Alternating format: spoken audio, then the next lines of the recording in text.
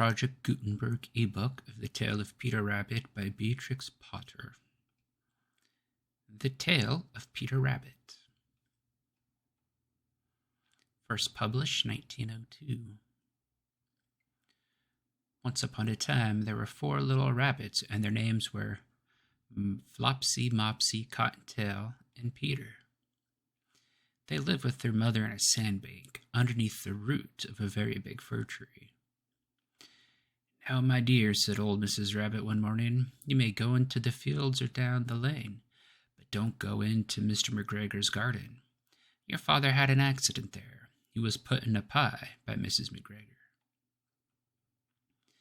Now run along and don't get into mischief. I am going out." Then old Mrs. Rabbit took a basket and her umbrella and went through the wood to the baker's. She bought a loaf of brown bread and 5 currant buns. Flopsy, Mopsy, and Cottontail, who were good little bunnies, went down the lane to gather blackberries. But Peter, who was very naughty, ran straight away to Mr. McGregor's garden and squeezed under the gate. First he ate some lettuces and some French beans, and then he ate some radishes. And then, feeling rather sick, he went to look for some parsley.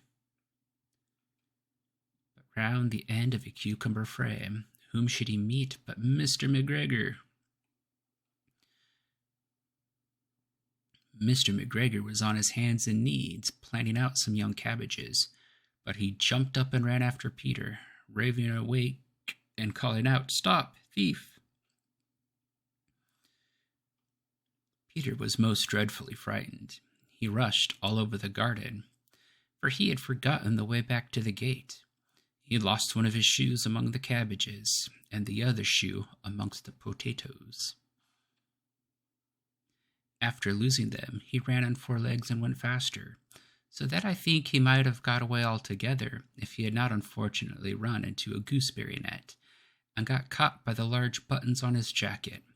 It was a blue jacket with brass buttons, quite new. Peter gave himself up for lost and shed big tears, but his sobs were overheard by some friendly sparrows, who flew to him in great excitement and implored him to exert himself.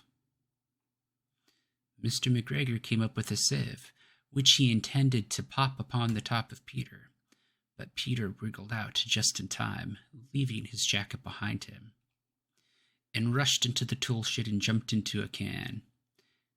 It would have been a beautiful thing to hide in if it had not had so much water in it. Mr. McGregor was quite sure that Peter was somewhere in the tool shed, perhaps hidden underneath the flower pot. He began to turn them over carefully, looking under each. Presently, Peter sneezed. "Ka-choo!" Mr. McGregor was after him in no time, and tried to put his foot upon Peter, who jumped out of a window, upsetting 3 plants. The window was too small for Mr. McGregor, and he was tired of running after Peter. He went back to his work.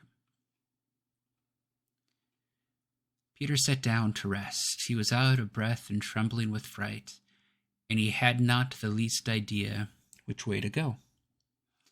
Also, he was very damp from sitting in that can. After a time, he began to wander about, going lippity-lippity, not very fast, and looking all around.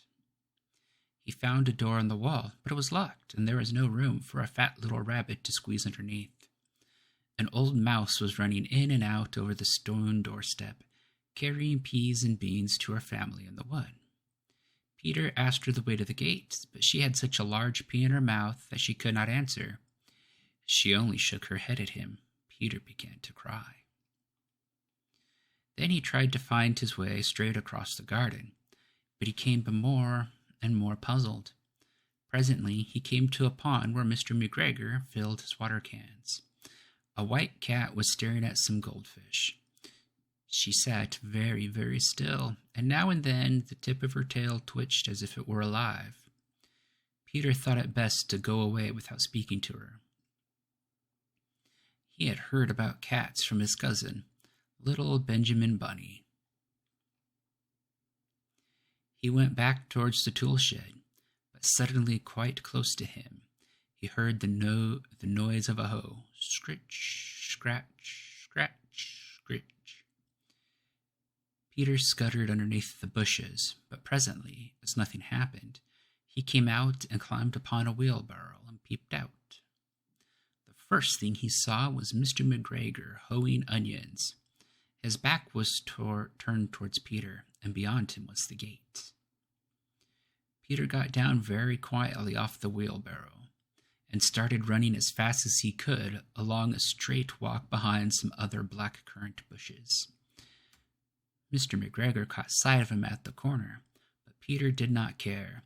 He slipped underneath the gate and was safe at last in the wood outside the garden. Mr. McGregor hung up the little jacket and shoes for a scarecrow to frighten the blackbirds. Peter never stopped running or looked behind him till he got home to the big fir tree. He was so tired that he flopped down upon the nice soft sand on the floor of the rabbit hole and shut his eyes. His mother was busy cooking. She wondered what he had done with his clothes. It was the second little jacket and pair of shoes that Peter had lost in a fortnight. I am sorry to say that Peter was not very well during the evening. His mother put him to bed and made some chamomile tea, and she gave a dose of it to Peter, 1 tablespoonful to be taken at bedtime. But Flopsy, Mopsy, and Cottontail had bread and milk and blackberries for supper. The end.